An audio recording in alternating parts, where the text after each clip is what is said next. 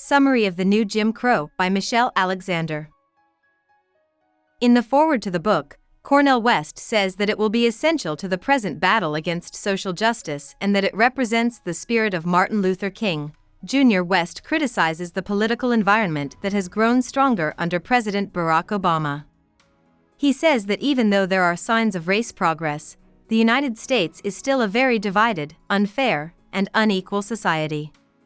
It is his request that the reader not use words like colorblindness, but instead join the fight for justice.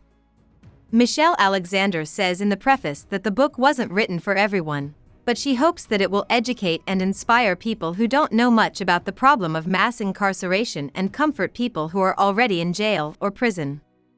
Alexander starts the introduction by making a connection between an African American man who is in prison today and that man's ancestors, who were also deprived of basic rights because of slavery and Jim Crow. Alexander says that she didn't believe the claim 10 years ago that mass imprisonment was the new Jim Crow, but she changed her mind while working for racial justice at the American Civil Liberties Union. Mass imprisonment is not a neutral system with a problem of racial bias. It is a system of racialized social control that is very similar to Jim Crow. It might seem scary to say that the war on drugs is a racist plot, but there are many suspicious things about its past, such as the fact that it began at a time when drug crime was actually going down. Alexander says that enough needs to be done to stop mass prison, which she thinks was helped by Barack Obama's win. Alexander says that the election of Obama took attention away from the fact that a human rights nightmare is taking place on our watch. Alexander looks at the past of racial rank systems in the United States in Chapter 1.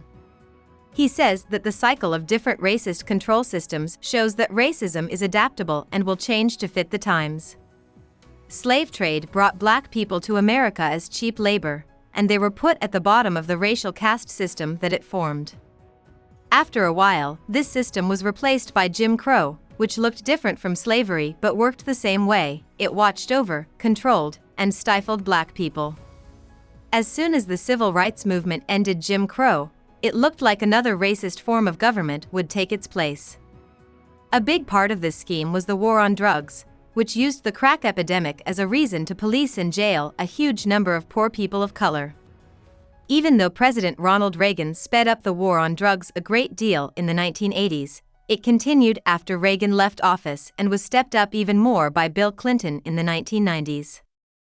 The second chapter talks about the criminal justice system by breaking down the steps of being caught, charged, and jailed for a drug crime. Alexander says that letting the cops do their jobs with little control has been a key part of the war on drugs. A number of important court decisions have made it legal for police to stop people without a reason. It is now almost impossible for civil rights lawyers to challenge unfair police tactics like stop and frisk. At the same time, the federal government's choice to give drug units full military gear, send SWAT teams on drug busts, and let police departments take the property of anyone suspected of drug crime has given the police even more power. This last policy has made police much more aggressive in the war on drugs, and now many police departments across the country get most of their money from seizures made during drug cases. Alexander then talks about the many unfair things that have happened in courtrooms since the war on drugs started. For example, a lot of people never meet their lawyers and are forced to take plea deals without fully understanding their rights or the effects of their choice. She also says that required minimum sentences have put people in jail for years or even decades for small crimes, even if it's their first time. Within Chapter 3, Alexander looks at how racism is built into the criminal justice system. She says that between 80% and 90% of people in jail for drug crimes in some places are African American. This huge difference can't be put down to black society or old-fashioned racism on purpose. Instead, unintentional racism is to blame for a lot of the unfair treatment of black people in prisons. Laws that seem to be fair on the surface but are actually very racist make this worse. One example is the fact that crack cocaine is given the same sentence as powder cocaine 100 times out of 1,000. Even though there isn't much difference between crack and powder cocaine, crack is more often connected with black people and comes with 100 times longer sentences than powder cocaine, which is usually associated with rich white people. Strange, but supposedly race-neutral, rules mean that black people are often not allowed to serve on juries. This means that many African Americans are tried by all-white juries. In Chapter 4, Alexander talks about the shame that comes with having a criminal record in the modern world. She says that suspects who are offered plea deals that don't include jail time probably won't realize how much their lives will change when they are labeled thieves and pushed to the undercaste of American society. Criminals are constantly told that they are not welcome in society and have to find their way through a maze of rules, limits, fines, and fees to stay out of jail instead of going back right away. In many places, people who have been convicted of a crime can't get public aid or vote. A lot of job applications ask people if they have a criminal record. This makes it almost impossible for many prisoners to get legal work.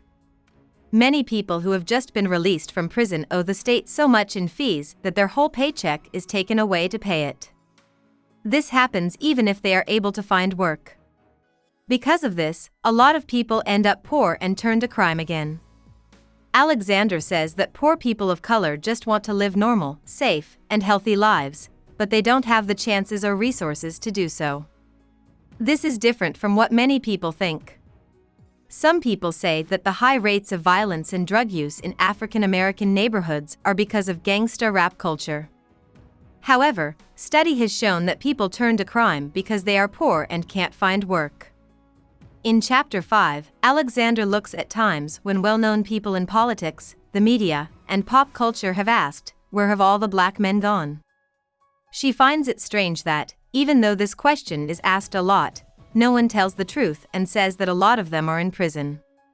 He says that we need to be more honest about the fact that mass prison is happening if we want to solve the problem.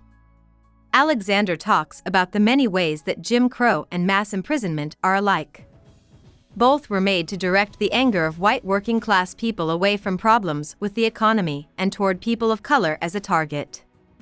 Both systems split people based on their race so much that they live in two different worlds, and they both count on people not having the right to vote or be elected in order to stay in power. Most importantly, both systems rely a lot on the idea that black people are criminals.